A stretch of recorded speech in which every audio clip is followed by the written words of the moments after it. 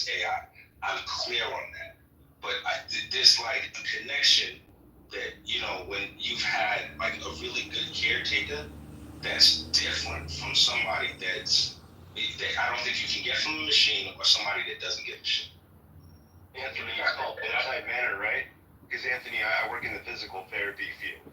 It's called bedside manner, and it's definitely the human connection versus dealing with just some robotic, unemotional being taking care of you. And to a degree, yes, it's getting to a point, and I think it's less than a year away, where physicists, doctors, a lot of those doctors will be able to plug things in that will give them information they don't even understand or know or learning. So again, with AI right now, it's only as intelligent as you are. It can give you the generic answers, but it's about the user experience, and the smarter you are in your questions, your prompts, and how you ask those questions. On the music end, making music, I have a background in music. Suno is one of the ones I was mentioning in chat, where you could literally ask. That's the name of the hack that he did. Yeah. Suno. Yep. Yes, sir. Oh yeah. Anyway, yeah, I'll keep quiet again, but I just want to share. No, Sean, here's on point. So, Anthony, I'm in death care, end of life matters for 37 years. So, we've made efforts where we do have some bots on some of our funeral home and cemetery crematory websites, but the families do not respond the same because they still want to talk to human beings. When I sit with families, it's they just lost a son or they lost their spouse, homicide, OD. These are the things I talk about when it comes to human elements. Not that the tool of AI is not a tool to help us. I just do not want to get away from people meeting each other organically. This slide left, slide right, all this kind of stuff. I think that we're getting away from connection, and I think that we're losing ourselves because we're so reliant on the tool. And I agree, there's a lot of things that are going to change, but I still want that human element. I want that part to where my 9-year-old granddaughter can still call me and say, "Hey, Pop, I just wanted to say hi," versus my 3-year-old daughter who decides to text me and we have a conversation over and says, "Baby girl, don't text me. I want you to call your father so I can hear your voice." I want my son to do the same, my son-in-law, my daughter-in-law, because I really stress to them that we don't want to get away from the human component. That's all. But I definitely agree with that strongly. I think the way that I envision that manifesting is probably different because I think one really good point that you're making, like it'll happen in ways that we don't expect. So like let's say that for something, like an REM, okay, maybe all of the things that you do now, all of that is now, in 10 years it's now done. It's all done by AI, it's done by machinery. You've got things that we do better than humans. However, you still, it may just make more sense in terms of like people's recovery, where the machine's doing all that, but you're still walking in, talking to the patient, asking them how they're feeling, all that sort of thing. Not because you need to do that, but it's in the patient's best interest. I think that the concern, though, this is to Anthony's point, even though that is all true, and we have recovered from all these things, the question is really to what extent will that actually happen? Because when you have so many industries, for example, like take the telephone, when at some point, telephone operators were no longer needed. What was the rate of new crazy innovation at that point? It was a lot. I mean, that was a very innovative time in human history. Of course, we've kind of been on this exponential curve. But I don't know of any time in history that we've seen so many industries be permeated by one thing all at once. And I don't know if like, all right, like transportation, that's one of our biggest industries. Like, do I need the fucking funky ass Philadelphia bus driver to be on this bus and let me on this shit and maybe knock me out if I said shit that his ass doesn't like? You know what I'm saying? Some of these industries that don't necessarily need that human touch are huge industries. So I think the percentage of jobs that are in jeopardy all at once is the real concern. It's not so much our ability to bounce back and all of that stuff. It's just, you know, that speed aspect. Yeah, Dwight, I think that the part that you said about the bus driver is interesting. And the reason why is I think that these are things that you don't experience in any other place. I've been in 54 countries around the world, right? And just having those experiences with people that you may not ever meet, hop on buses in different countries and having a tour guide that, you know, he's met and all this other stuff. I hear you. But reality for me is those interactions, those opportunities are what make Edward. I like that. I like when families walk into the funeral home or cemetery and I have the opportunity to ride them around and discuss about their loved one that I've never got to meet. And they hear that human element. And you're correct. You know, it's going to change. But I think because we are resilient people, a resilient creature, that we are part of the creation. And there's nothing more wonderful than the human being. No machine, no robot, no nothing. I just want us to remember that part, not take away anything else. I just want to make sure that we get that part to where we don't forget that element. I think a lot of people today sit around, even kids, you know, brothers and sisters sit in the same space, and they're texting each other right next to each other versus talking.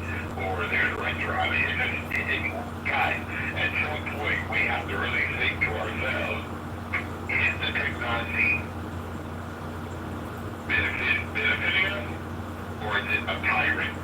The two things that we gotta look at. So I know there's some benefits, but I don't want to become tyrannical, that's all. Well, it's like a cultural infection right now because we have to be able to balance. We're getting to a point where we're gonna have to use it as a tool, but not let it tool us. We become, because this is where going into the future, not so far future, where people are talking about having an arm or leg removed and transhumanism.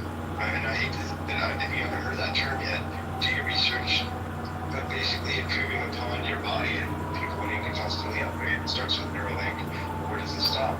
So we're starting to give away parts of our culture and the importance of our own personal critical thinking as human beings, and then just basically giving it up to something that's not human whatsoever and not having control over it. It's very it's a concern. I think we all need to take it extremely seriously, and we have to be unified on it. Where does it stop? It can be a good tool, but where does it stop? Because eventually people get comfortable with what it is, and then we just accept it, and then we just completely hit the eject button on relying on the one-on-one communication, and then it goes from not just texting across the table, we just sit in a bubble like in whatever that cartoon was, that movie where people were just in a bubble sitting in like a pod. They just live in their pod. It's like the VR experience, right? And then you just don't even go outside it. And you just I think in a virtual world. there's a movie.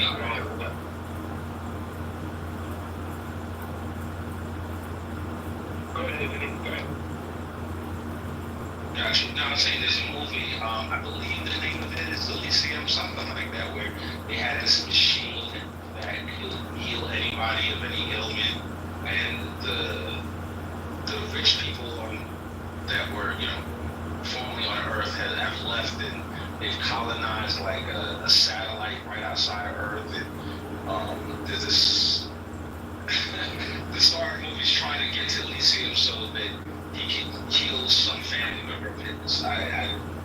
I think that was the purpose. But I kind of just see this. So many people are super, super optimistic and see this, this future of plenty, and it can play out that way.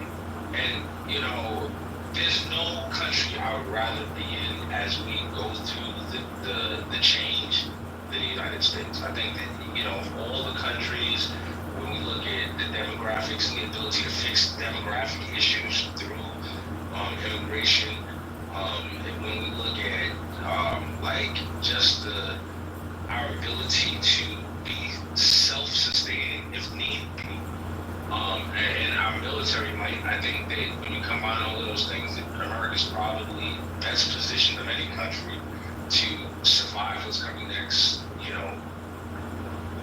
as unscathed as possible. But that doesn't really mean much, I think that we are going to go through some difficult times. This is, and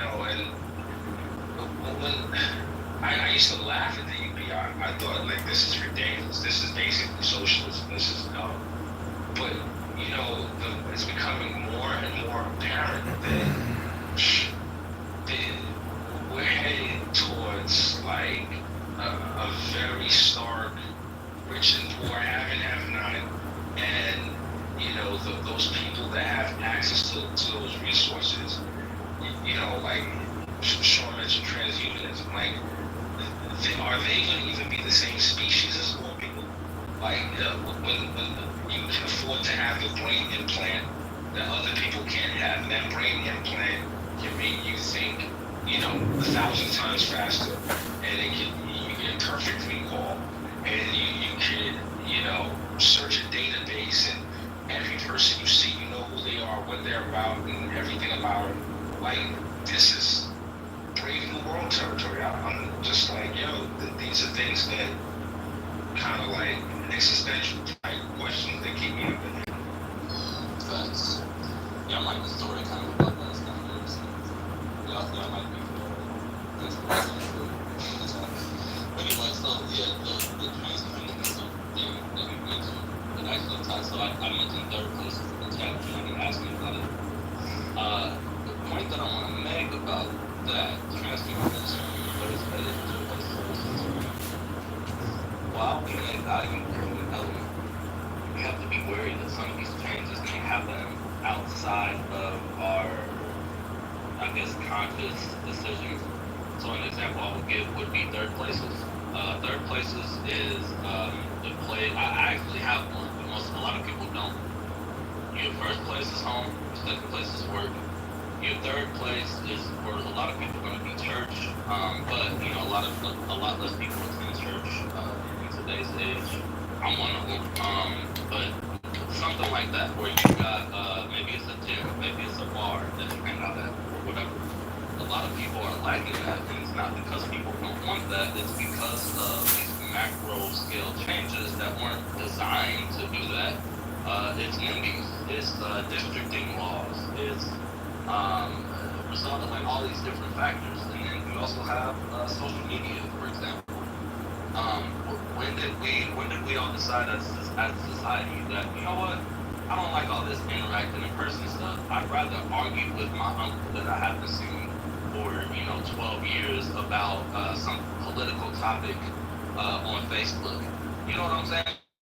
And just we decided that we wanted to do these things. It's just that the technology progressed in a way, and the money made sense in a way where this is kind of what happened. Same thing with transhumanism, all of these things. So my point is, we're already seeing this unfold, and I think we have to be cognizant of that. We can't just say, oh well, the human spirit is irreplaceable. Well, of course it is. We're humans. Our human will and what makes us human is incredibly important to us. But what we are dealing with is a system that is, sure, it's operated by people, but it is, in a sense, greater than the sum of all parts. We're talking about macroeconomic and macro-socioeconomic systems that are unfeeling. They don't have agendas per se. This is just shit manifesting in a way. So I think that's what like I get what you're saying, and I agree, and I want to feel that way, but it's hard for me to feel that way when I see this trajectory that we're on. So, Dwayne, and I appreciate that. So, just to give you a little perspective, so I've been going to it since I was 16. One Saturday or one Sunday a month. When I was 16 years old, in person. Last Sunday, we had 4,000 men show up in person on a regular basis. There's a lot of communities going on that put down their cell phones and really get in life. When my children come over, my daughter's an attorney, my son's a mechanical engineer, we put all technology in a box in our house. We talk about family, and we talk about life. And we have a connection with God that we personally believe that for us is bigger than any form of technology. And we have this thing in our home that my wife always says. We believe in AI. It's almighty intelligence. We will let the other intelligence follow that. Artificial comes after actual intelligence, almighty intelligence. We teach our grandbabies this. Because I think the communication that we have as a family is more important than what we have with things. Because I think that AI is a thing.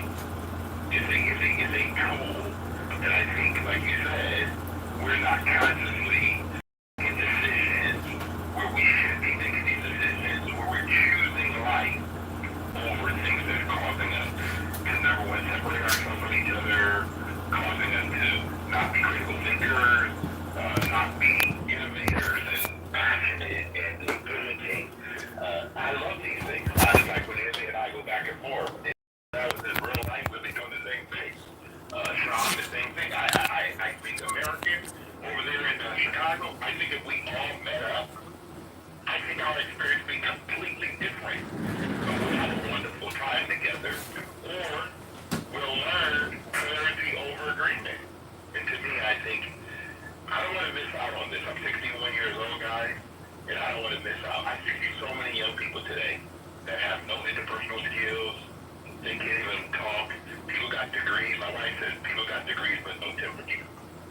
They study something, but they can't talk to anybody. It's just pretty sad. So, Dwight, you're correct. Yeah, I hope that we can get back to some level of, and I like what Summer said in the chat, I know where my help comes from. Definitely not from AI, guys. I always ask people this question. If you're going to ask a question, why not ask God first? If you're a believer, and we'll make sure people know that, because if you're not a believer, then ask whatever belief system you have.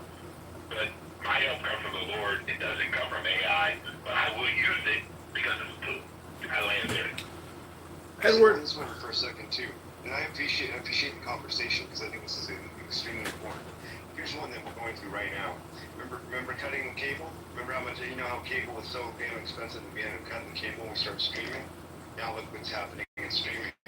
We're paying as much as we were paying for cable now because you got a Hulu, you got a Paramount Plus, you got Netflix, you're paying 20 for ChatGPT or 30 for Grok, you got all these different services those aren't streaming, those are AIs, but if you think about all these now things that cost 20 here, 30 there, $5 there, $2 there. Look at all the streaming. And the thing that concerns me, and it's very, I think Black Mirror is it's the twilight zone of today.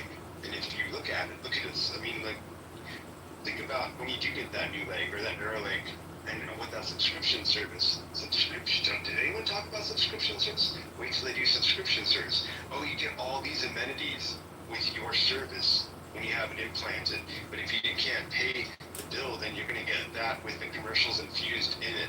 It's not too far off if you really think about it, right? Hulu gives you an option to have commercial-free Hulu, or you pay a little bit more. Look at Amazon Prime, right? You think you're going to get to see anything? You're like, oh, I'm going to watch this movie. Oh, no, that's going to cost you $2.99. Wait a second, I have Amazon Prime. I can't see it.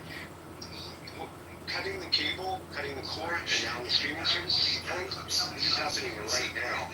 And what everyone should be looking at is how this same kind of analogy and focus is exactly what we're going to be walking into in the next level. We have to stay on top of the technology so we understand it. If you don't stay on top of it, you get behind, you get confused. We have family members that just don't get any of it. They're kind of almost in a way blessed because they're not going to just see and deal with things that we're going to have to deal with as we get older.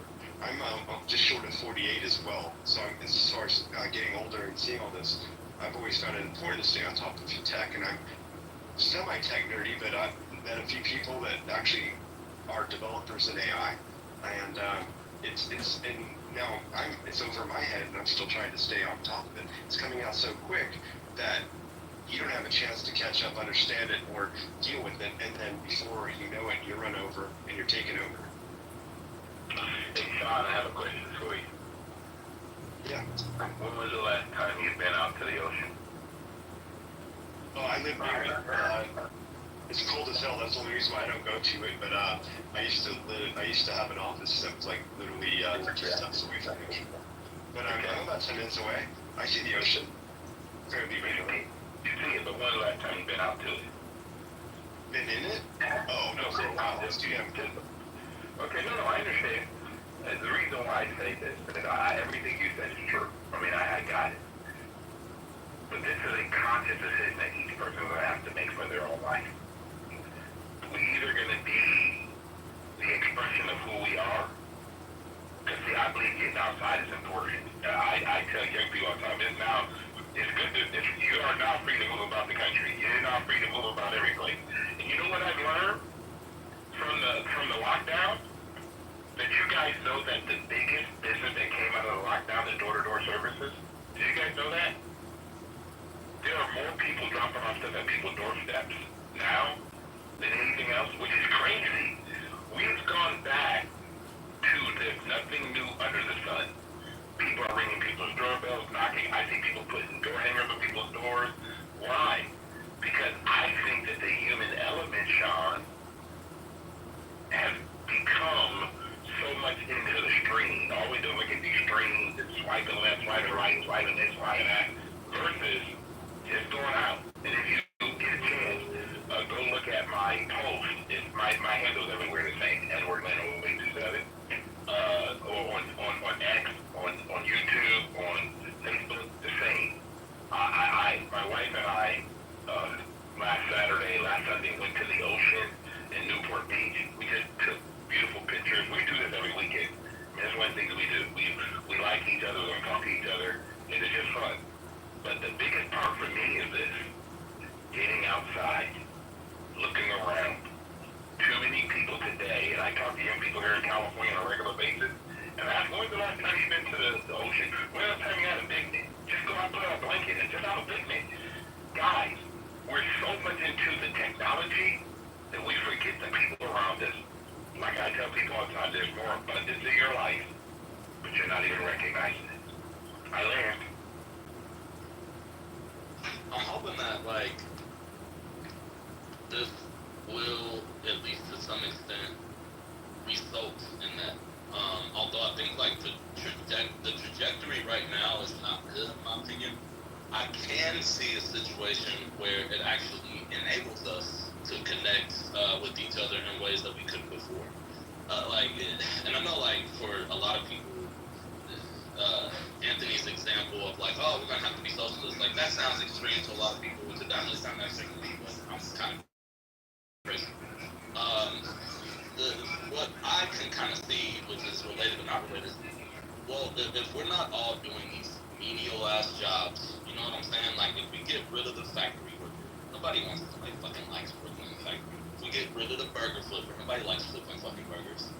If we're doing things, if we are freeing ourselves up to do things that have more meaning and preferably have more human connection, and we're connecting with each other more, that could actually be a positive.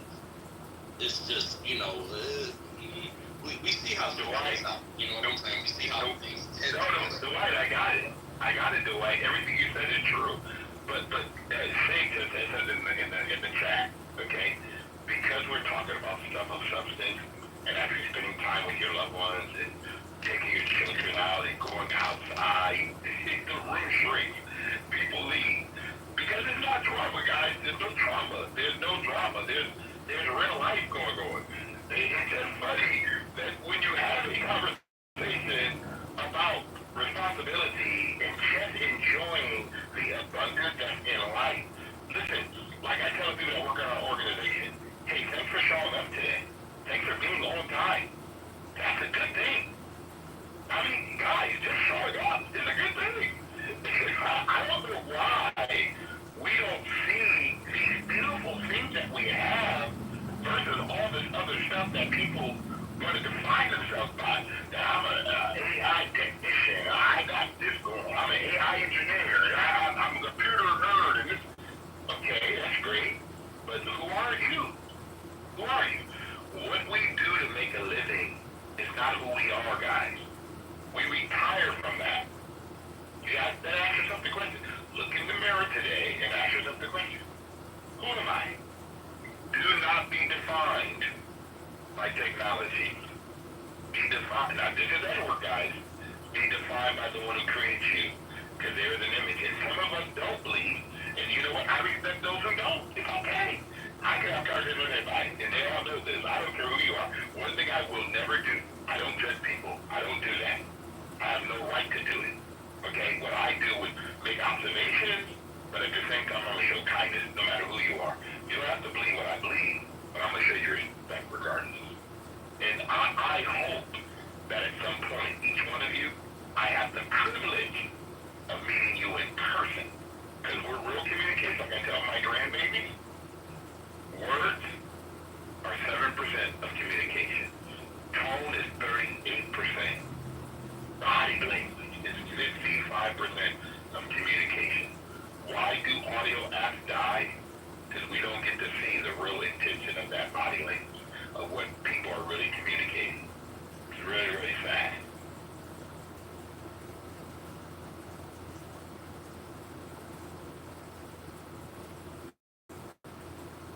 So many examples of comfort and convenience, and that seems to be what the culture has become. People want comfort and convenience, and they want the delivery service to their door rather than having to get outside and go and pick it up themselves.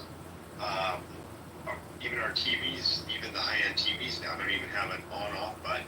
It's the remote control that has that. If your remote control doesn't work, well, then you can't even use your TV. I mean, there's so many different examples. I mean, electric vehicles, the dependency on all electric. Guess what? Even gas depends on an electric gas pump now.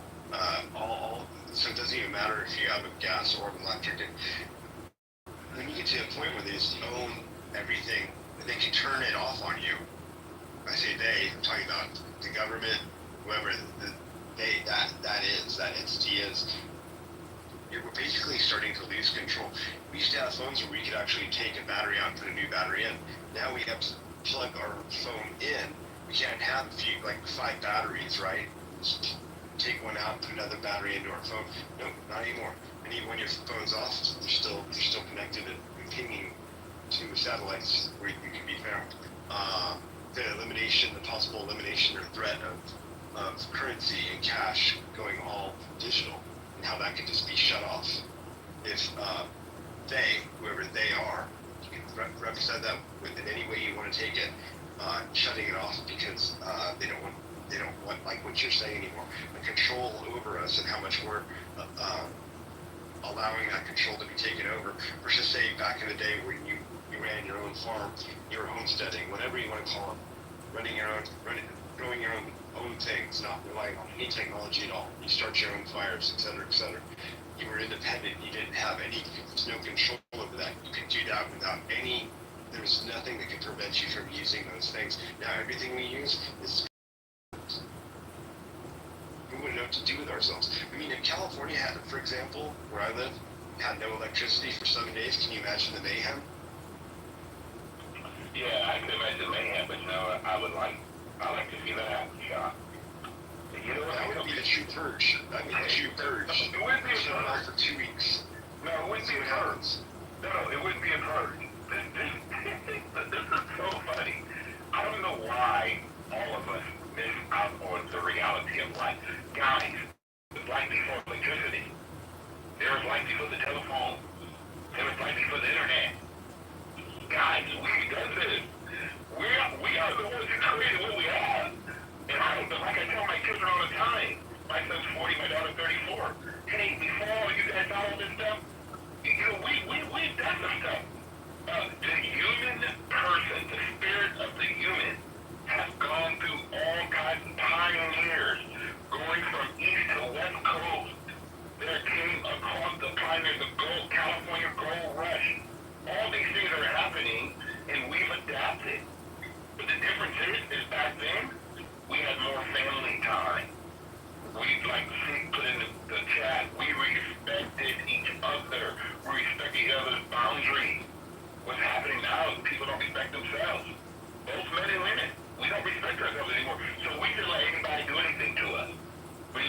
in our own that we don't really know.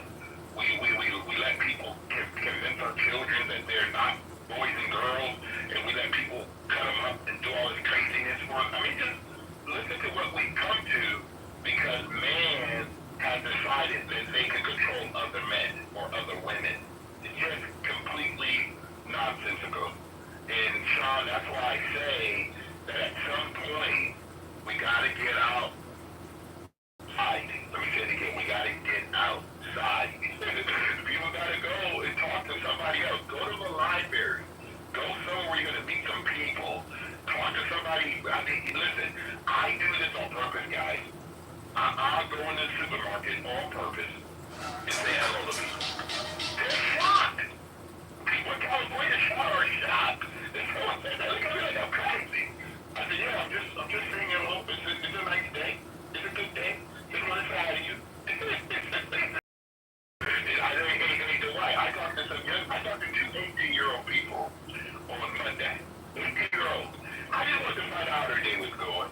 And I just asked them a question. You know, when's the last time you guys ate at the dinner table with your parents? I just want to know. Or sometimes I talk to young ladies things. I always ask young ladies and young men, would you choose a good career or good marriage? What do you guys think they say? I'm gonna guess careers. Most people don't go security, it's more relationship to me. I don't know, I think it's individual. I like being secure in myself and I don't rely on anyone, but that's very individual. Some people, it's the other way. You know? Yeah, see, Sean, you got it right though. You got to rely on yourself. And what Dwight says, people say career. And the reason why people say career is because we have told people for the last 50 years that having a degree or going somewhere and getting something is more important than being loyal, being a person that's dependable, being someone who shows up on time, being a caring human being, respecting yourself. We don't teach these things. Like I always tell young people, they say, well, they say, Edward, you old school, you talk about stuff, times have changed. I said, so you're telling me showing up on time has changed? You're telling me respecting yourself has changed? You're telling me being a person of excellence changed? You're telling me being an honorable person has changed? You're telling me lying is not changing? Does lying still exist, guys? Or do people still do that? I mean, I'm just curious. I call it as my truth. My truth. Yeah, Dwight, this is what I always ask when people say that to me. What is your truth? And how's that working on? How's that working for you?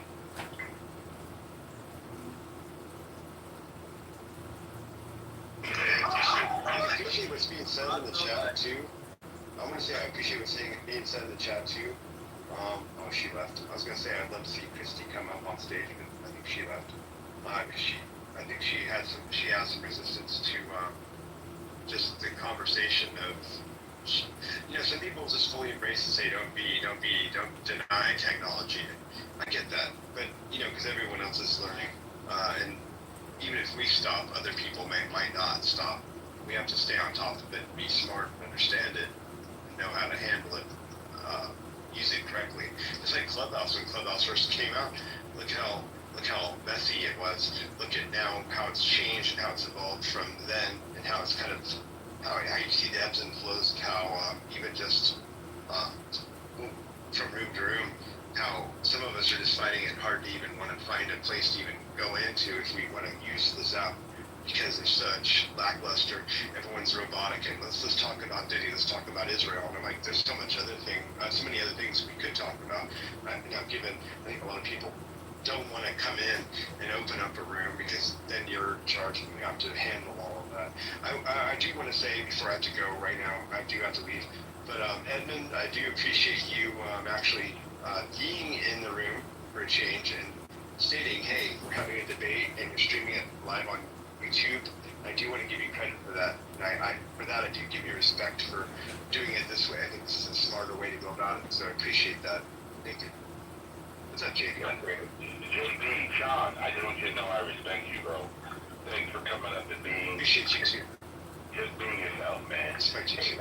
That's why when we come and we just be real, I think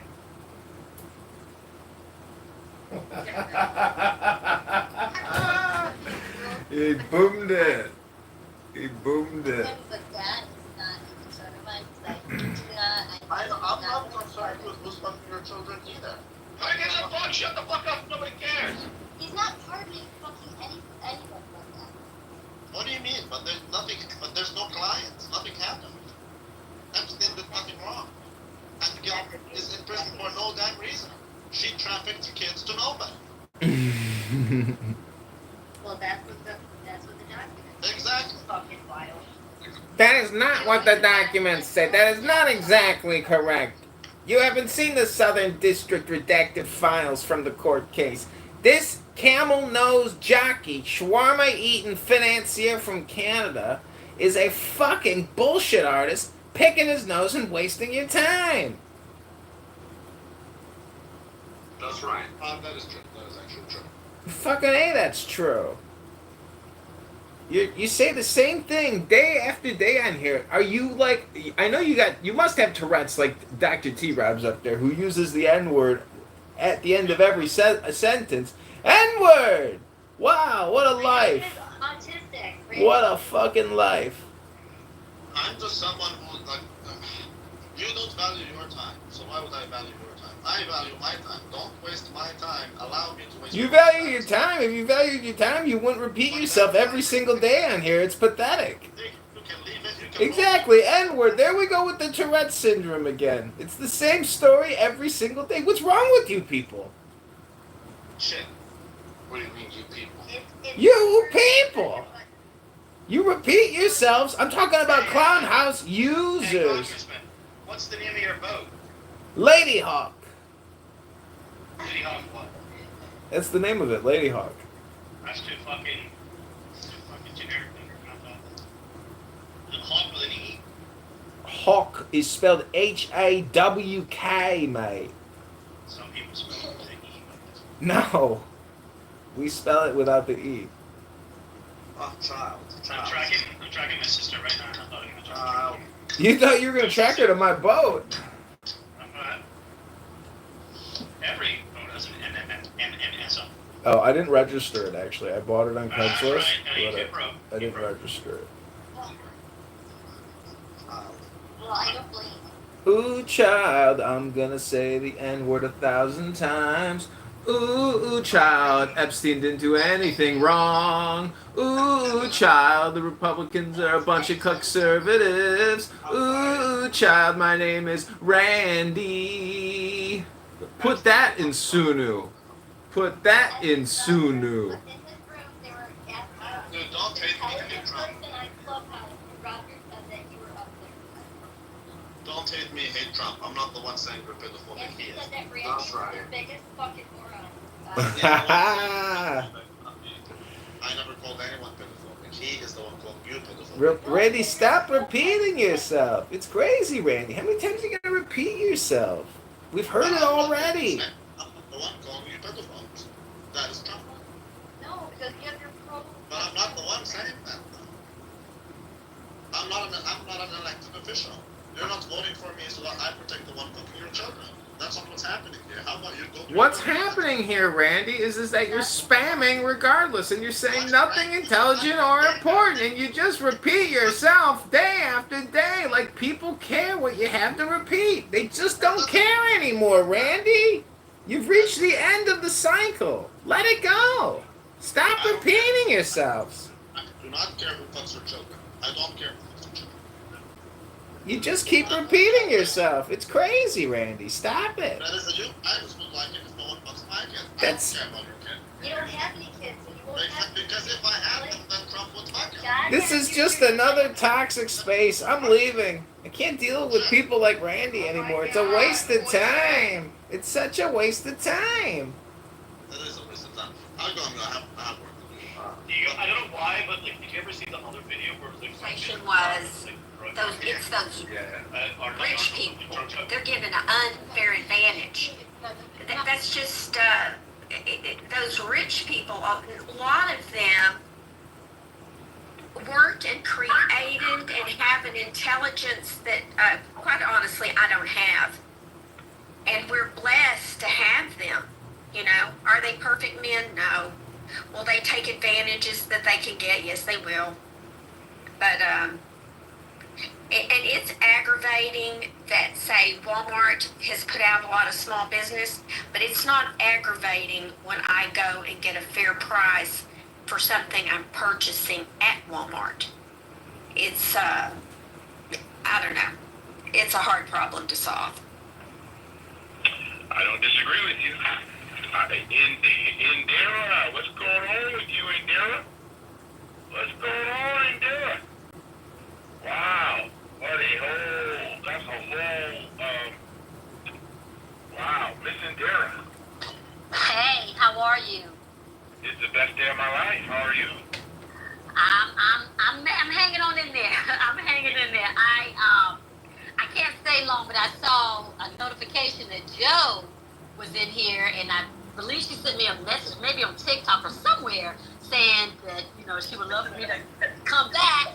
So I love that you're back. Oh man, I do love it. Yeah, but as you can see, Joe, I have been very busy in politics. Oh yes, ma'am, you have been. We're proud of you. Thank you, and it's about to be on and popping. So Edward, I have been at the White House. I've joined this organization where we've been discussing policy on the federal level, and just meeting a lot of major players in the Trump administration. So yeah, that's what I've been doing. Well, that's a good thing. You know where I'm at.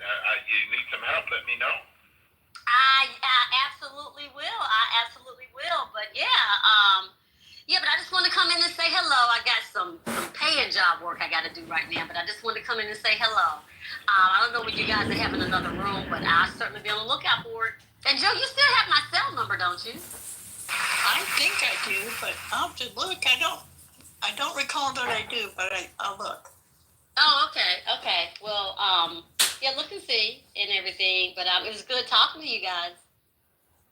You too. Thank you for dropping in. You're welcome. There's a lady who could lead. I'm telling you, she can. She should. Yeah. So thank you. I'll see you guys soon. Okay. Appreciate you. Okay. All right. Bye-bye.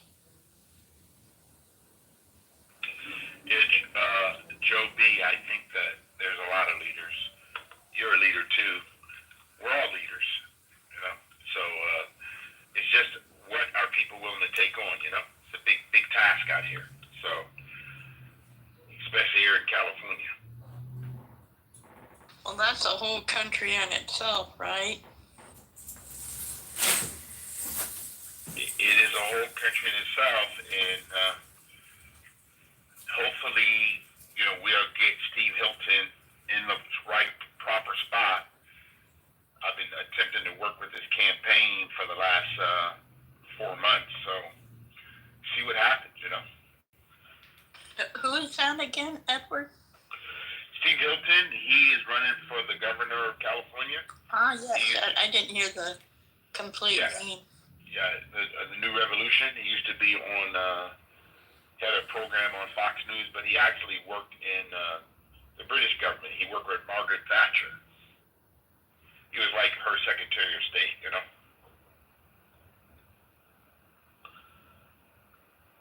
So that was a pretty good thing. So I don't remember all the people that was in the last room, but I was trying to pop them back over. Miss Natasha, you want to share anything?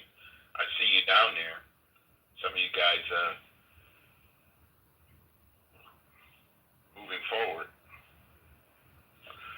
So share the room out, you guys, just for the moment, since Edward's trying to say hello to some people, since I'm back on for the moment, right?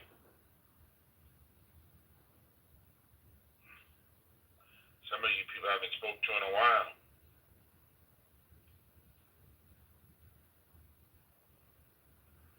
Na festa do fim de semana, só rolê bom. Ela chega e desencana. Guys have to be so quiet. No, my app's glitching. Something's wrong with Clubhouse. Yeah, well, it's always been that way. True. You said, bro, come out. Come out.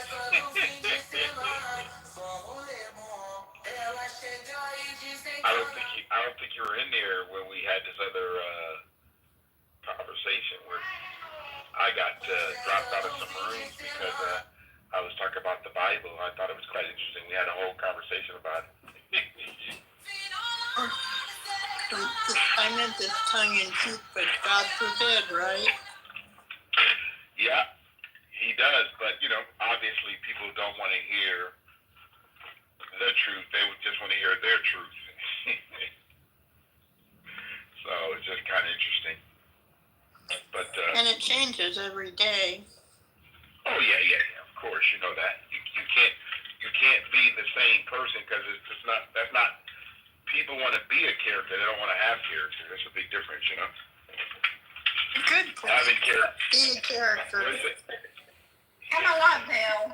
What's up, kid? Hey, Natasha. Elle, what's up, Elle? Elle left. Dadgummit. Yeah, she popped in, popped out. I haven't talked to her in a month of Sundays. Yeah, you know, people, they come in and out, people pop in and out. But I just did this room because I was in another space and it crashed on us. Healthy debate. So I just tried to get some of those people back in. But how come Healthy Debates crashed? Roger left, and I don't know how Clubhouse works anymore. But I wasn't a moderator. I think I was, but it Sig. Yeah, what's up, Sig? It crashed and. Hi, man. I haven't seen you in a long time. Yeah, Sig's a good guy. Hey, Sig, do you know why it crashed? I don't know why the room bombed or somebody bombed it or whatever. Boomed it. That's what they call it. Boomed it. But I thought it to be quite funny. So, but like we were having a real, what I call good discourse, no yelling, no cussing, just having a conversation. You think it was, really? Oh, that's interesting. Why would he crash it? He could have, but very interesting. So, but I found the conversation very interesting because we were thinking more about, I think we're thinking more about technology and not people. And I think that's a very scary place to be in life. If we think that AI is our answer, we really lost our way as people.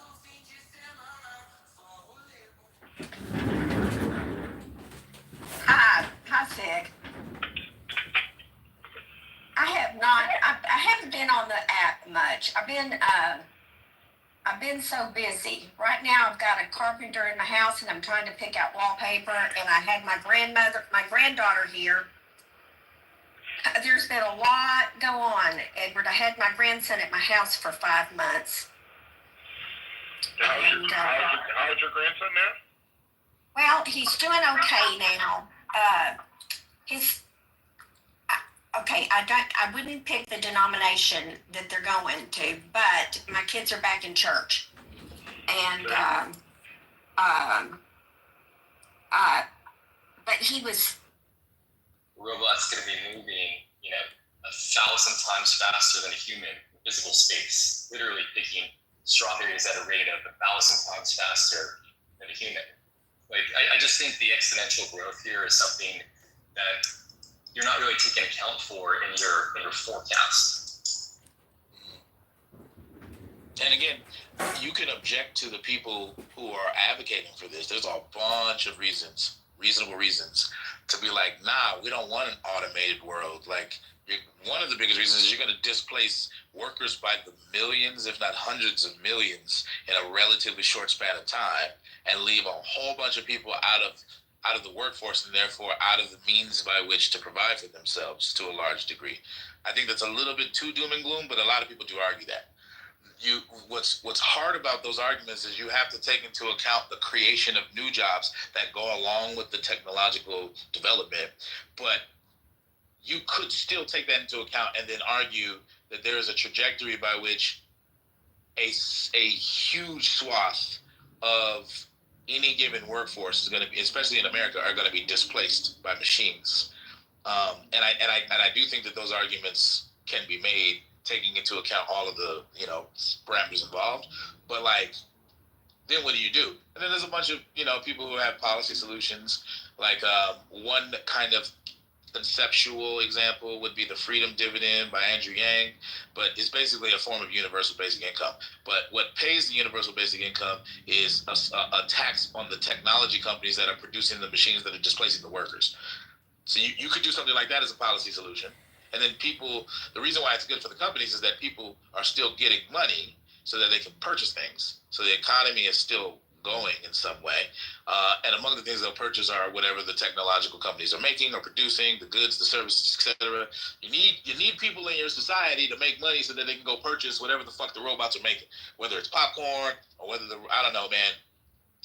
Robots are gonna be doing all kind of shit, but like whether it's a Waymo, whatever it is, like you need people with money. If they don't have money, they can't buy your shit. If they can't buy your shit, then you producing all of the robots and the Waymos and shit doesn't matter, right? So like it's an issue for everybody in the economy.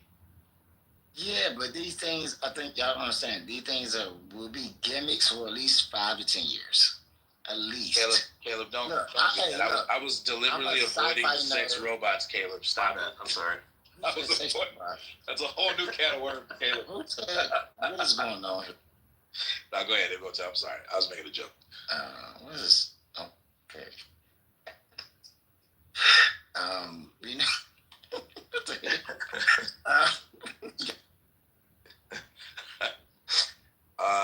That is. Anyways, I was saying it's gonna be a gimmick. It's gonna be a gimmick, I think, for the next 10, 15 years. Like I live in one of these countries that of course they want this automation stuff. They want everything to be, super advanced, right? They got money. But I still think it's a gimmick at least for say 15, 20 years from now. You know what I'm saying? Still. Again, I think because we got so used to sci-fi movies and everything, seeing everything. And look, I'm a sci-fi nerd. I kind of want this stuff, but I don't want people to be displaced without maybe a safety net or something. And that's what, yes, we're going to, and that's what we're not thinking about too. Like, we still gonna need people for the next foreseeable 30 years. Period. But come on, wait. Are Waymos a gimmick to you? Like, what do you mean by gimmick?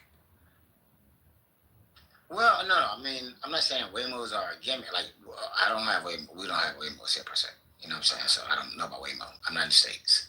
So yeah, I don't know about it. I mean, I think this will actually be a problem.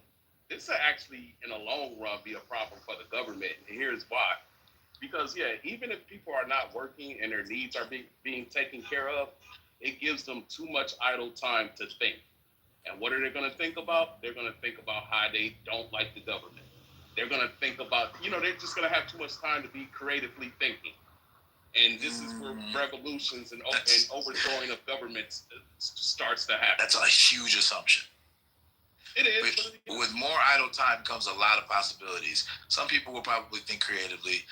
A lot of people will probably just indulge in a bunch of different things, like going to the movies, getting massages, going on vacations, hanging out with friends, playing basketball or sports, watching games. I mean, there's a lot of things you can do with your idle time, and people are led by their interests. And so they're probably going to go where their interests lie. And there'll probably be generalizable trends in terms of what people do with their time if they're not working. But a lot of people will probably argue that this is better because you're getting a lot of your life back. If you're not spending a lot of your time working and your income is basically a freedom dividend or some kind of universal basic income that is derivable from the proceeds collected from technology companies that displace workers, then you have more time to actually live your life and do what you want to do. A lot of people are going to invest that in their family. They're going to raise their kids. They'll probably prefer some kind of homeschooling. They'll be maximally available to do it. The government might even, in certain jurisdictions, subsidize it to a certain extent, like they do in a lot of jurisdictions already. Like there's a bunch of ways it can go. That's not just people, I don't know, stewing and brewing about how the government sucks. You'll still probably have people like that, but most people probably won't do that. And there'll probably still be a bunch of economic disparities and income inequality, to be fair. So there's going to be some basics for people to be mad about shit. And I don't think everybody's going to have the same access to the same amenities. But there's just a lot of variability is all I'm really trying to say. I'm trying to figure out what utopia you live in. Oh, I don't think it's going to be a utopia. I think it's going to be something straight out of...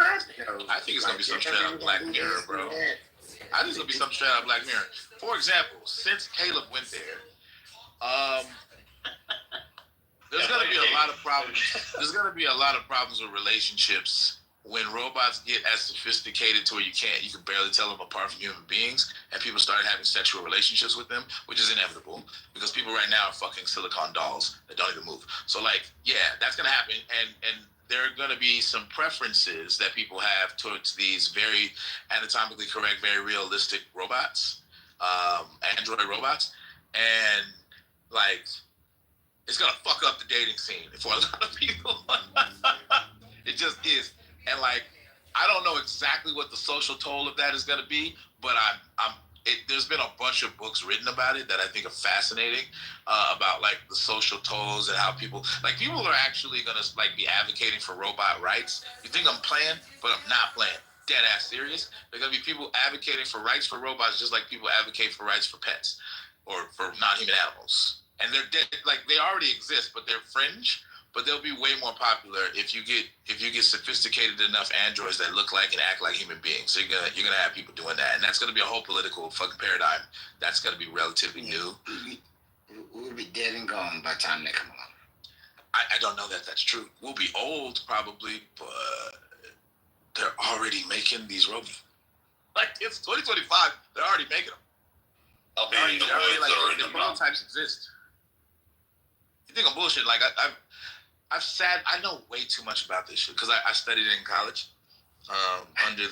Under what's called, if you want to Google it, it's called transhumanism, and this is a whole ass philosophy of people who are advocating for exactly the shit we're describing. These motherfuckers are not playing; they're dead ass serious. They think that the future will be a lot greater if we can, in various different ways, maximize the development of computational technology. Ray Kurzweil is just to name drop some people. He talks this way. But anyway, like I read, so I literally studied transhumanism in college as a part of my, I was a philosophy background, and I actually was trying to develop a college course. They had this program at UCLA where they let undergraduates teach college courses, and I applied for this. So I had to develop this course. So I had to do a lot of reading to prepare for that. This is where all this information comes from. I'm not a weirdo, I swear to God. But like, bro, matter of fact, I'm gonna name drop a book right now. And the fact that I know that this book exists, you're probably gonna look at me sideways. But it's a fascinating book, and it's not pornographic, although it suggests it is. There's a book, Google it, it's called Sex and Love with Robots. And it's a book that delves into the future whereby you have sophisticated enough AI robots that are very realistic, anatomically correct, and what the impact of the development of these robots for the purposes of relationships and sex and whatever are going to have on society. That's what the book is about. Google that shit. It's a fascinating read.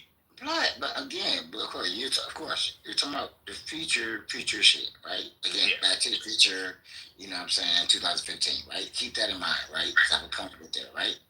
This is 100 years into the future. We're talking about the next 10 years. That is not a possibility. Yes, you're going to have the silicon extra bots, and you can buy a robot to jack your dick or something, I don't know. But what you're talking about is 130 years into the future. It's not on anybody's periphery. Not yet. The thing is, so the estimates, to be fair, the estimates vary, but a lot of them are way shorter term than 100 years. But there is debate about how quickly it'll emerge, to be fair to you. Like, I'm not sitting here pretending like it's got to be 30 years. But there are, like, Ray Kurzweil is an example of this, and there are other futurists. They're predicting, like, this shit is going to be in the next 30 to 50 years. Like, not 100 years. Like 100 years, it'll also be more sophisticated. Like in 100 years, I think that Ray Kurzweil thinks that we're going to be able to literally upload brains into robots. Like we'll be able to live forever. Actually, he thinks that'll happen in the next 50 years. To be fair. But he's off. I mean, yeah, fair enough. Criticize Ray Kurzweil. I'm just name dropping the people who I know think this. But the basis of his prediction is interesting. Like he's talking about the exponential rate of computational power using Moore's law. Moore's law is a very specific. Just Google Moore's law if you want to know more about it. But and then he thinks it's going to head towards what's called a technological singularity, at which you can't really make predictions beyond that. And actually, just Google technological singularity, because I'm not going to be able to explain it in a way that I think makes sense, because my memory's vague. But if you want to know what it is, Google it. But it basically it's a predictive model to a certain point where all bets are off in terms of prediction wise, because there's just a bunch of shit that you can't take into account to make a solid prediction, and it's on analogy to like a gravitational singularity that implicates black holes, which is why it's called a singularity. But anyway, you can't like basically there's a certain point in time where we can't really make predictions beyond, because all bets are off, because the level of technological sophistication will have reached a heightened point, to the point where we don't know what the fuck is going to happen. That's basically the basic idea. If that's not helpful, I apologize. But sorry, I'm only enthusiastic like this because I think this shit is fascinating. And I have for decades. I've felt this way since college. I've been in college in like damn near 20 years. So here's my question. Is Elon Musk a transhumanist? And if so, is he steering our planet toward such a singularity? Because there could be a case to be made there. He technically could be considered a transhumanist. He embraces a lot of the warnings that come along with this kind of stuff, but yeah, in many ways he's positioned himself and his companies to advocate for a lot of these developments. Yeah, he Particularly, he stands to benefit the most. He's one of the people in the world who stand to benefit the most from the advancements of AI. Also, it can aid him in other businesses, like his Neuralink stuff, like all of that shit. Like that's all futuristic shit, and a lot of the transhumanists are definitely pro that. But also space travel, like he's trying to put motherfuckers on Mars in the next few decades, and he actually has developed companies that are capable of doing it in that time frame. So, in many ways, he is an exemplar of what I'm talking about, and he is a futurist. He thinks very hard about developing technological futures that he thinks are positive to human beings in various different ways. And in many ways, he's a pioneer. Now, he's also recently been marred and stained with a bunch of problematic political views. So it undermines how people think of him. And I think that's fair, because that MAGA shit is some strong Kool-Aid. But that said, he actually is pro a lot of shit. And like it's ironic that one of the things that was the basis of his fallout with Trump that made the news was Trump was supportive of a lot of shit that's undermining to a lot of the futuristic projects that he wants, particularly the advancement of policies that will maximize the demand and the development of EVs, which he has a car company that has to benefit from, Tesla. And like the embracing of a lot of older technologies and a lot of like old ways of doing things. So like, coal, natural gas, all that shit. So like, there's a tension there that is hilarious. But yeah, he's basically a version of a transhumanist, maybe a moderate transhumanist. Some of these motherfuckers are radical as shit. Like they want to like upload people's brains into machines and shit so they can live forever. And their whole goal is to like cure us of the problem of death. Like death is like an illness that needs to be solved. Like these motherfuckers are like uber fucking radical, bro. Well, I would say radical, but they don't think of themselves radical. They think of themselves as visionaries or whatever. But yeah, bro. Larry Ellison. I don't know who that is. Larry Ellison. The Oracle CEO, Palantir. He's the head of Oracle, Larry Ellison. The head of Oracle? Yeah. Here's Alex Carp. Sorry, yeah, but Larry Ellison. He's on the board. Oh, Larry Ellison. Yeah, my bad. Chief Technology Officer at Oracle. Yeah. You're forgetting one crucial step in your advancement to sex robots and being able to be jerked off or masturbated with in a convenience store, and your advancements of brains going into robots. You forgot one crucial step in there that usually will signify an end. What'll end up happening is we will redefine the way we wage war, and we will redefine the way in which we engage, hurt, and kill each other across the globe in society. That is a crucial step to watch, because all those advancements that you're talking about, they will occur in the military first, and we will see something that will be whole scale incredible. Like, drone warfare in my lifetime has advanced so much that I would be terrified to be on the battlefield now. Not that you wouldn't be scared, but to imagine to fight an enemy and then hear this like little whine going off somewhere in the distance and trying to hide from that in a massive way, and give that to a robot you can't kill, you can't harm, it doesn't tire, it doesn't have food, and put that against the population, and you're going to see something that you may not like.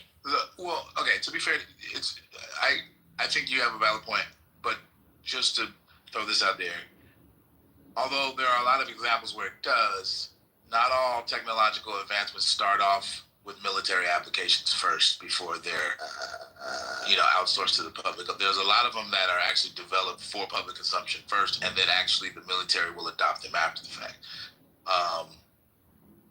So just to be clear, just so I wouldn't make the assumption that all of these new technologies will start off in the military or have military applications that be weaponized. But a lot of them will. Like AI has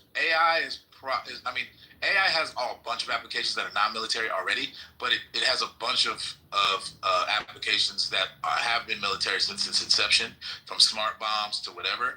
And like the military is clearly like investing in the development of even more sophisticated AI systems.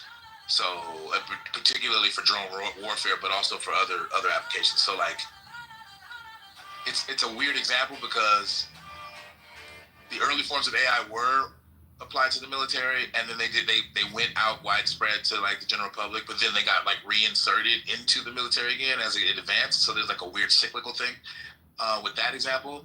But I don't know, man. Like, like humanoid robots, I don't know that they have that much of a military application. Can I show you they seem to be primarily developed for like private consumption as opposed to military application.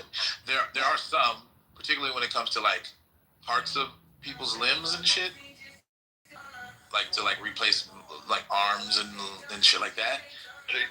Robotics, but like I don't know, like are there humanoid robots that have actually been like deployed for military purposes? So I haven't said there's a humanoid robot in existence on the battlefield. I wouldn't know that, and we probably wouldn't know that. There's probably some stages of that. I am aware of military exercises where like the Marine Corps 5th React Division beat the AI simulation that was set up for them a number of years ago. I don't know if they've retested it that way. One of the guys hid under a cardboard box and just crawled to the unit and then just planted a fake charge and was able to defeat the system. But it has grown in leaps and bounds since then. But like the application now, what I see is patrol dogs that are actually robotic. Yep, that's true.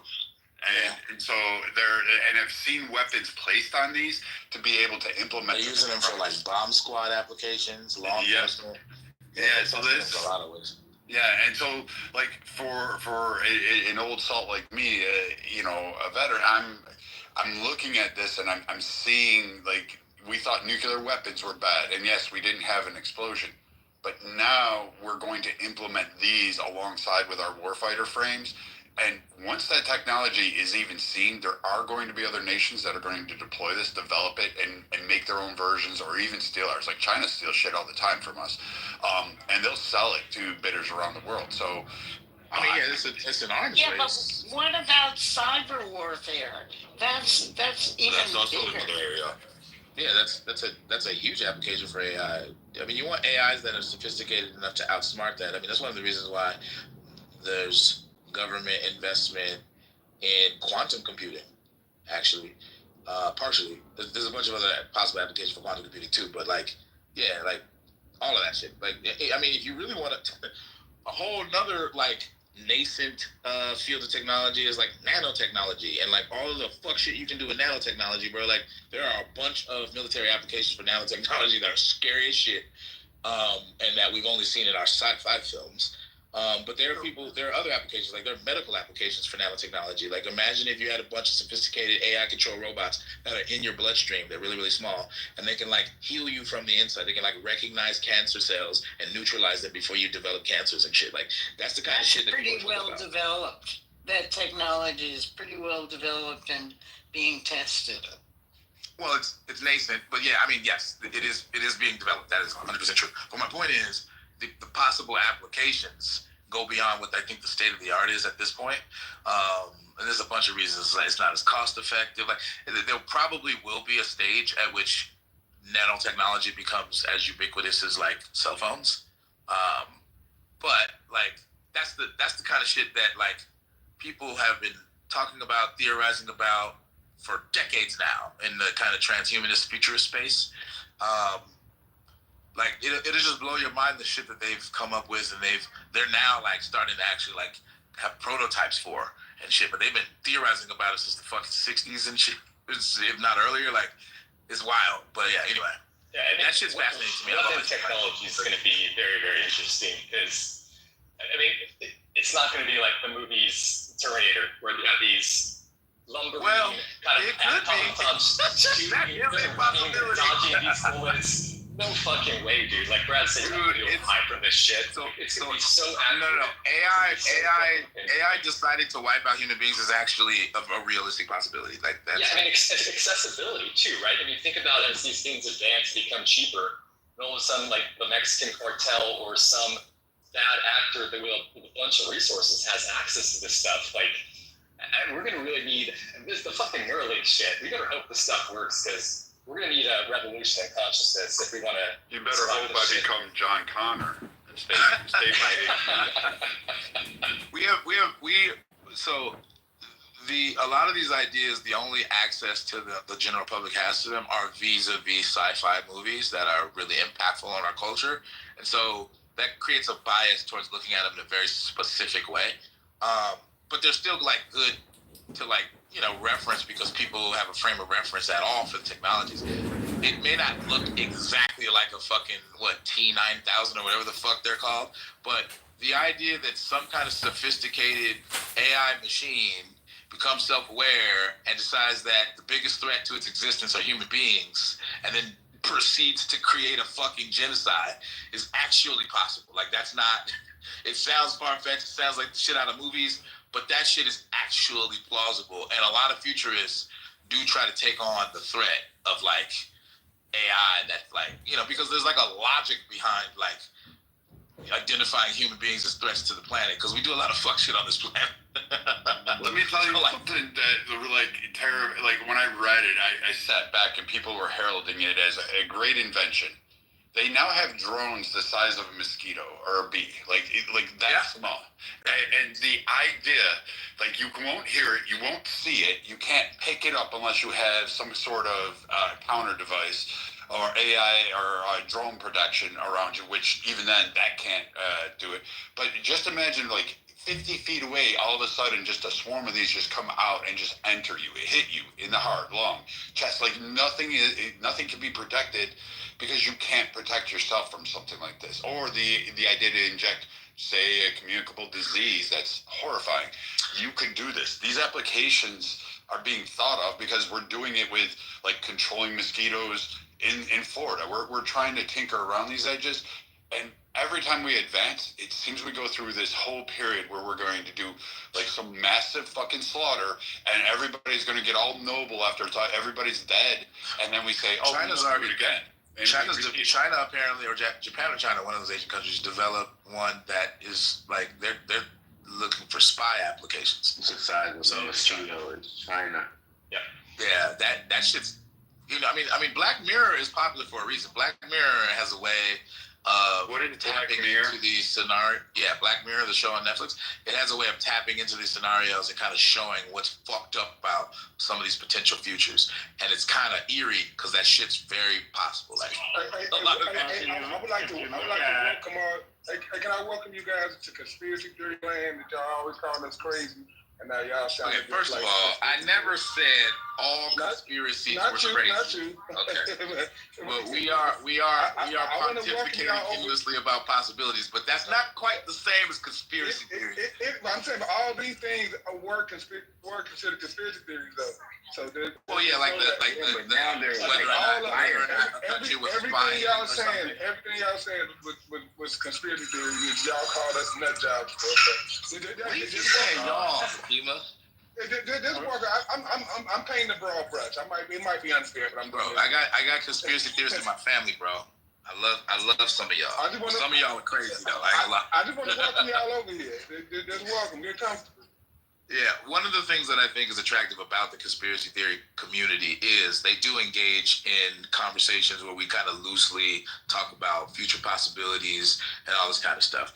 And that's fun to talk about. So I'll give you that. The thing I have as an issue against conspiracy theorists is the uncareful logic. I don't like that. That's the thing that I criticize the most. No, I agree, because there's a lot of people that make up conspiracy theories. Like when something happened, they're like, well, it happened because of this. No, that's not how conspiracy theories work.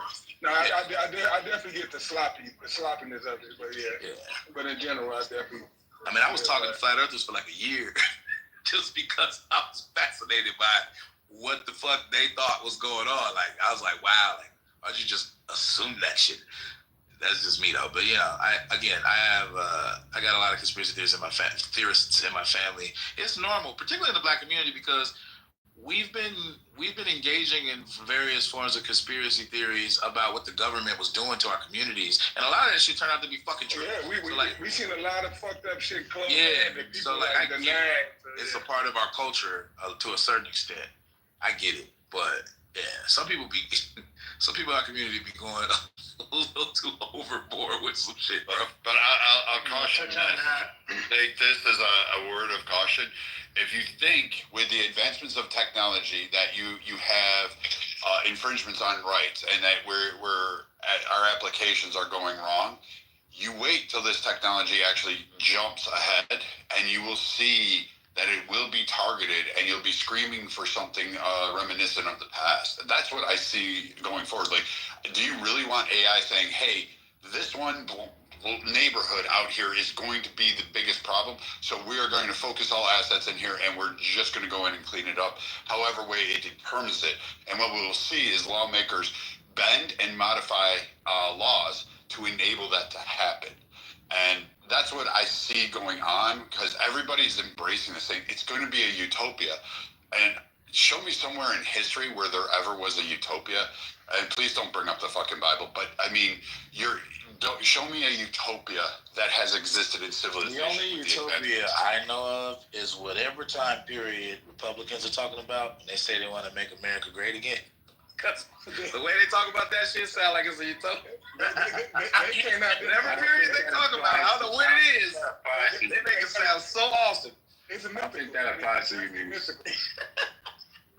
And one thing touching on the conspiracy aspect, and looping into how you had said we only get glimpses of this through sci-fi. I mean, well, a lot there's a long running history of CIA and other OGA government agencies backing movies, backing certain shows in order to early introduce this stuff to the populace, so it's not shocking when it hits us. Yes, psyops, right? They call those psyops. Yep. That's actually true. That's 100% true. That's not how psyops work, but I mean, that's going a little bit far, but okay. It can be. It's one way. So for example, like if you wanted to introduce slowly but surely your population to a certain amount of comfortability regarding aliens, and you leaked their appearances through various different means, including sci-fi movies and stuff like that, that's actually a theory that people think is actually going on right now. But that would be a version of a psyop if that actually happened. I'm saying it hypothetical. I'm not committed to the fact that that's actually happened, but people have argued that that's literally what has happened. And so like our images of aliens is actually in some sense guided by governments slipping into public consciousness actual depictions of actual aliens. What up, Alante? So that would be a version of a psyop. And then when you reveal like, hey, we've known all this time that these aliens existed. People are less shocked because it looks like they saw in the movies and they're familiar with it on some level. And you can introduce people to a lot of things like that they become more comfortable with over time because it's like they didn't realize that's what you were doing. I'd be surprised if our government hasn't done that to us several times already. Most people don't think for themselves. They're all programmed. That's why they come to this room. I mean, to a certain extent, it's like we can't help but be programmed because it's how our brains work. But exactly my point. But we can mitigate some of it. Like certain people are trying to program us for very specific things that we may not adopt. Naturally, yeah. If you're going to talk about programming, I would say it occurs mostly when you're in your early 20s. You get programmed, and then you begin a decoupling when you're 30s, and then you hit 40s, and you're like, what the fuck? And then when you go through that period, then you're like, oh, fuck, this is all just shit. What the fuck? Don't believe it. I disagree. I could not. I disagree. Highly disagree. Yeah. You can be programmed at pretty much any age. Yeah. As long as you're capable of learning, you can be programmed at pretty much any age. I agree, but most people are not capable of learning. They don't have critical thought. I mean, think about it. An entire nation. Almost anybody with a sensible brain is capable of critical thought. That's not a difficult thing to accomplish. And it's not even about the critical thought that I'm. Yeah, either it's about psychological conditioning. Right. So for example, one of the primary means of programming nowadays is our goddamn cell phones and social media algorithms. That literally is how people are programmed. Like regular, even me, like to the best of my ability, I try not to be, but like I know I am because I'll watch a basketball game, I'll see a Burger King commercial 3 times, and all of a sudden I fucking want a Whopper. What the fuck? Like that shit works. It works on anyone. Anybody with a psychology that can be manipulated, it works on them. So this idea that if you're smart enough, or if you're a critical thinker, you can't be programmed is ridiculous. You have a whole ass subconscious that can be impacted by marketing, constantly seeing images. And if that shit is like algorithmic, right? You like certain things, so then the algorithm goes, all right, show him this again. Like you can actually, this kind of thing can be leveraged to like influence people politically. Which was like it happened every day when people. It happens every fucking election, but also like that's what this shit Cambridge Analytica. That's what the fuck they were doing, bro. Like that's the shit they were like. They understood that you could use this technology and you could program people's political opinions in a certain way that could actually maximize votes in a certain direction. Like that's possible. That has happened. I think that there's a lot of efforts to like stop social media companies from doing it to a certain extent, but like. It happens, bro. Like, you create echo chambers in social media spaces. Proves my point saying that more young people are actually easier to be programmed, and then they start decoupling as they age later on in life. When you say 20 to 30, hold on, you said 20 to 30. I'm saying 2 to 6. Yeah, all of the above, bro. You can be programmed at any age. Like, okay, so you're right. It starts as early as a baby. Like, it doesn't start when you're 20. Certain social media cater to younger ages, like TikTok, for example. And so the reach of younger people in the age bracket that you described, like, yeah, they have an outsized influence on them. But the idea that if an older person were to use TikTok in a similar way or to a similar degree of frequency as younger people, that they could not be programmed in the same way is what I'm disputing. I'm saying it's not really a matter of age. It's a matter of what your habits of social media are and how the algorithms are interacting with your psychology. If you're an older person and you don't fuck with TikTok because people in your age bracket don't fuck with it, then TikTok is not going to be the vector for you. For a lot of older people, it's Facebook because that's what they fuck with. That's what they interact with. My dad comes to me and with a whole bunch of misinformation all the time that he got from Facebook because that's what he uses. And it annoys me because I'm like, bro, like, I know that's wrong, but like, he's like, it'll be something innocuous like, oh, I heard Klay Thompson got traded. No, he didn't. Yeah, it's on Facebook. No, he did not get traded. He's still on the Mavs. He's like, nah, let me show you. And then he showed me some shit. And I'm like, yeah, this is false. Like, nah, it didn't happen. Like, it's like, what? And like, it's like, bro, yeah, like there are ways to figure it out. Like I go to Shams on X I told him like follow Shams. Shams, if somebody got traded like that, Shams would be all over it. He's trustworthy. And then so I'm trying to help my dad out with some of this stuff. But he sends me stuff all the time. Like, oh, did you hear about this? I'm like, that's fake, Dad. Like, and it's annoying as hell because my parents, my mom especially does it to me. I just seen so and so and moved it. Wait, no, that's fake news. No, you turned it into the Orange Man. No, it literally is fake news. Yeah, I'll be having to prove him. I'm like, bro, look, he's on the roster on ESPN. He's still on this team. Like, what do you mean he did not get traded? I would know. But then he'll come home with some accurate information. Oh, I heard Gilbert Arenas got arrested. Yeah, that is true. Right? Same sources though. So now it's like he don't know how to differentiate between the trustful information, you know what I mean, the trustworthy information and the not trustworthy, because he's getting good information and bad information from the same places. But I mean, I think y'all gotta think. Brad, I will give you this. My bad, Emotep. I will give you this. Like at a certain age, you know what I'm saying, we become a little bit more cognizant and we can decipher these things, especially when we have like experience or skills with these different platforms. So we can get a better sense probably around those ages, 20 to 30, and you know, of what is potentially fake news. So it gives a little bit more credence to what you're saying. But like again, we're dealing with the kids or the older folks in this particular time in society. It's super hard to decipher for them because they don't necessarily have those skills. They're not using the vectors as much as maybe a 20-year-old who lives in their phone. No, I disagree. I'm sorry. Because the amount of people that think Trump is the same, sorry, Brad, is crazy. So this man was ranting about windmills and all kind of stuff for 3 days straight. So I'm sorry. No, a lot of older people especially, they go down these YouTube rabbit holes. Even young people too, right? No, I said that. I gave credence to that. I thought the young, I gave credence to the fact that older people are looking. I thought the young and old, it'd be the same thing. Same mess and same sources. It just depends on what people do. A lot of, especially Americans, I'm saying especially Americans, but because I'm overseas, right? Even people here, they will believe this stuff and you'd be like, no, that's not true. But no, I seen this on TikTok or whatever. I'm like, no, that's not true. And they're like, oh, well, no, that's not true. I can tell you this and whatever, because I've experienced this, right? This is something I've experienced in real life. Yeah. You're going to tell me that's the way it is, and I'm telling you, no, it's not true. But at the same time, you're going to argue me down that it's true. So it just depends on how many people want to really go to different sources and research the facts, and that's the problem. People, and it's worldwide, do not want to use more than one source to search for their facts. And that's the issue. It doesn't matter what age, region, culture, it doesn't matter.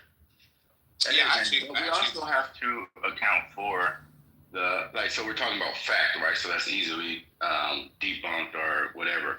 But then there's the notion of things that come from opinion-based sources. And it's like, okay, it's wrong if you disagree, but if you agree with that line of thought, it might be, viable in some way. So there's that aspect of it too, that everything isn't always based in fact. So that's a whole nother layer.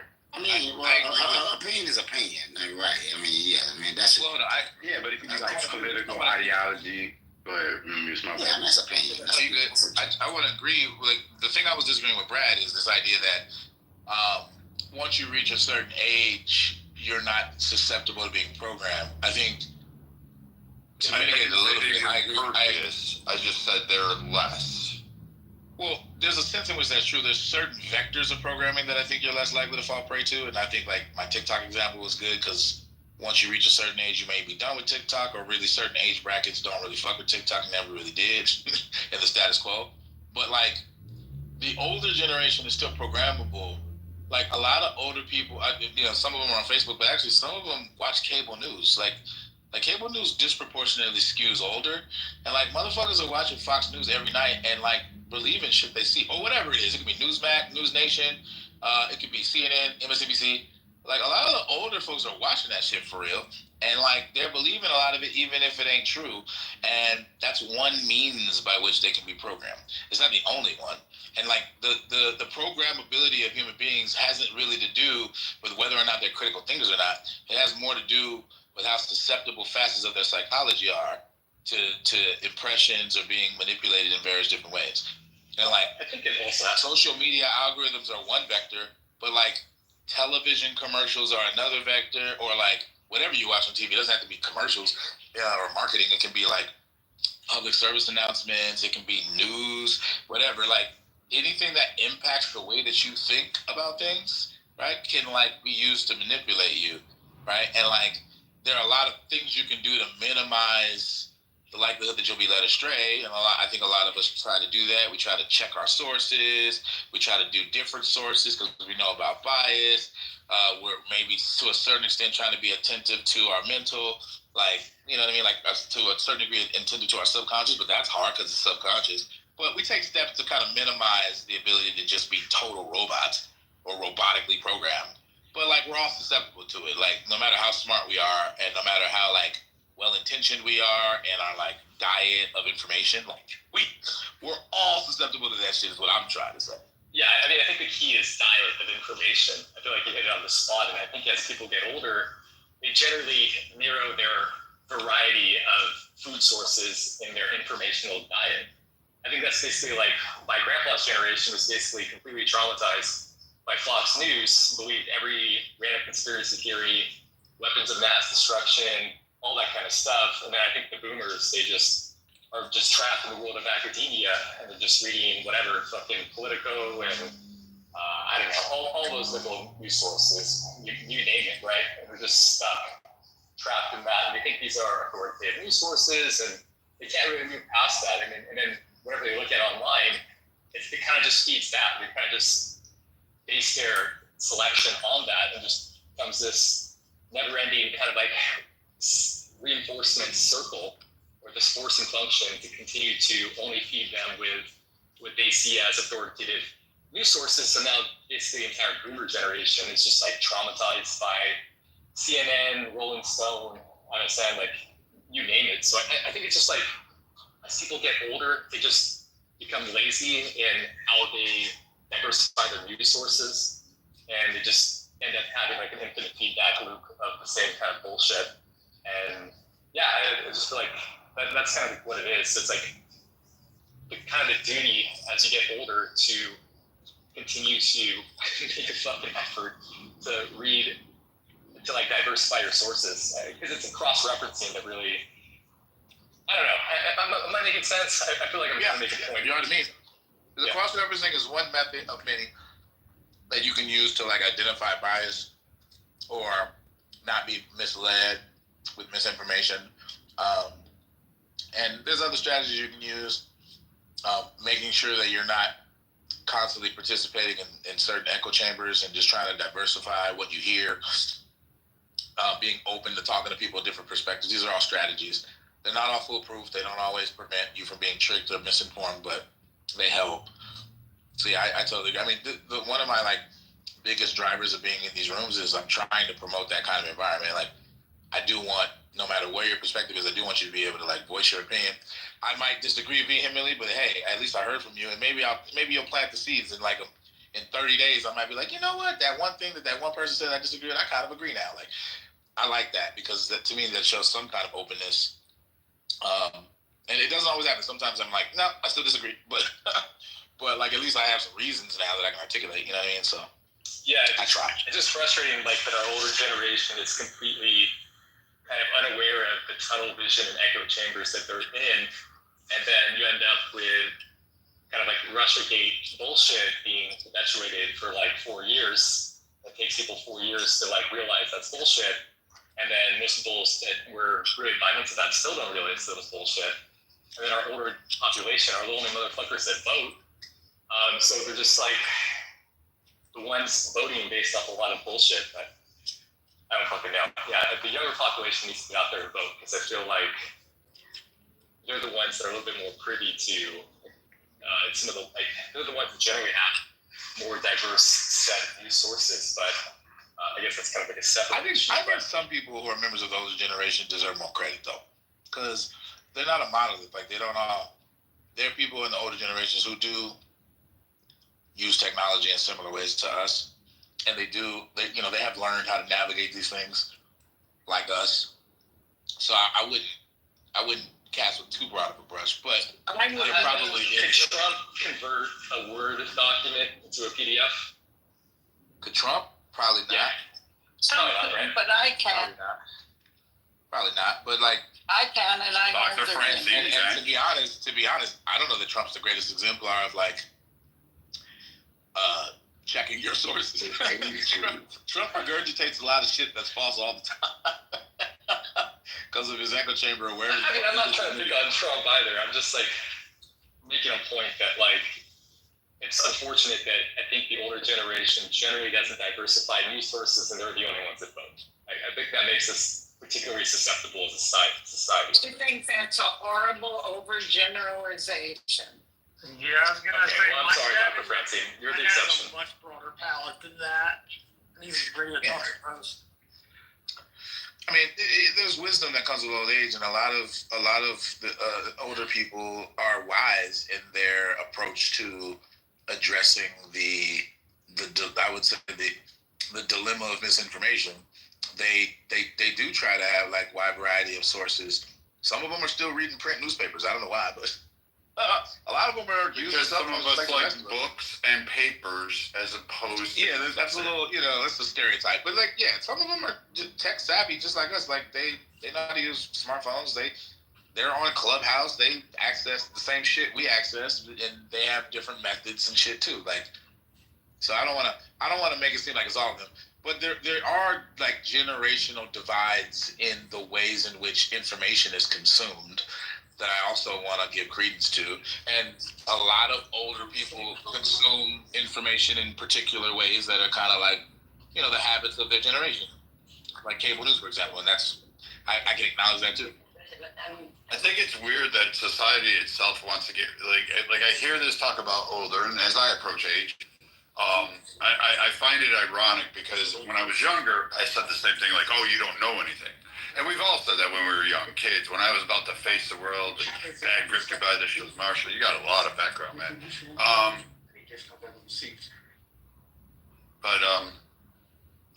We heard this, and like when I was like young and going off to the military, and my dad said, "Be careful, son. The world's not what you think it is. The world is very dark. It's very conniving. It's manipulative. It's beautiful." And he gave me that whole speech, and I was like, "What does the old man know?" And my dad was right. As I grew up, I became a version of my father, and had to recognize that. Fuck, he was right about this. He was right about that. He was right about this. And I think that we disregard wisdom so much so, and then we're in favor. Like right now, you hear it in this room. People will, rather than ask or look up a reference, they'll utilize ChatGPT. I find that asinine, but and then be very quick to dismiss somebody who, like a Dr. Francine, who can give a take on what it was like to be, young in the 70s or 60s.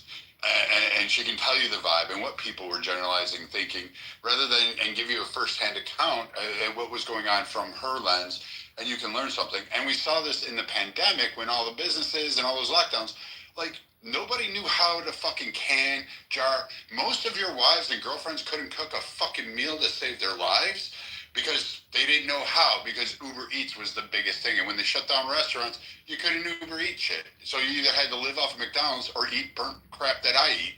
So, I mean, you have to look at, I don't know. I still say, like, as people age, they gain more wisdom, they gain more knowledge, and they gain more experience. And what we have is what we've had for decades and generations, that the younger generation just thinks they have all the answers, but they never know the question. I agree with you, Brad. I agree with you. I probably made too general of a case. Definitely, I think all of us have gotten wiser as we got older, but I just think that, like, if you look at the age of the Senate, for example, where it's like 25% is over 70, and if you look at all the ages of the presidential candidates, Bernie Sanders, Donald Trump, Biden, Elizabeth Warren, Clinton, etc., like there is a sense, which I think is very real, that people have gone past the traditional age of retirement and are kind of clinging on to power and maintaining a lot of old ideas that are not allowing new ideas to cycle in. Like, what's an old idea you feel like for lack of a better description, these old fuddy-duddies are getting in the way of. Well, do you disagree that there's some sentiment that I'm saying, that I'm talking about, Marshall? Like in general? I mean, I get the sense that people want the old to loosen the reins on power. I don't necessarily get the sense that there is a budding crop of young people willing to step up and do good governance. I think good governance, in particular in the Senate, takes time to learn, and just throwing a new person in there in their 40s, while they may be in their 40s, doesn't necessarily mean they're going to be able to negotiate stuff. It doesn't necessarily mean they're going to know the rules of the Senate. It doesn't really mean they're going to know the culture of the Senate. All of those things can only be gained with time. Serving, 4, 5, 6 separate terms at 6 years apiece. And though that culture of the Senate is as important to its functioning as Jefferson's Rules of Order is to parliamentary procedure. Like the traditions of the Senate are kept. I mean, I can still man the position. I can still man the position. And this attitude generically, although not universally or exclusively, it comes from a progressive lens.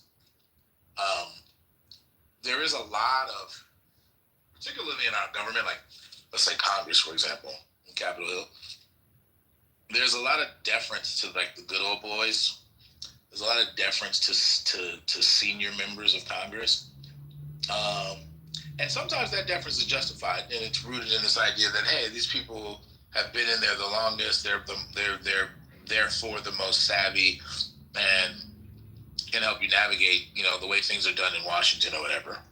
But sometimes, and especially from the lens of the progressives, it's viewed as like arbitrary bases to keep things the same that ought to be changed.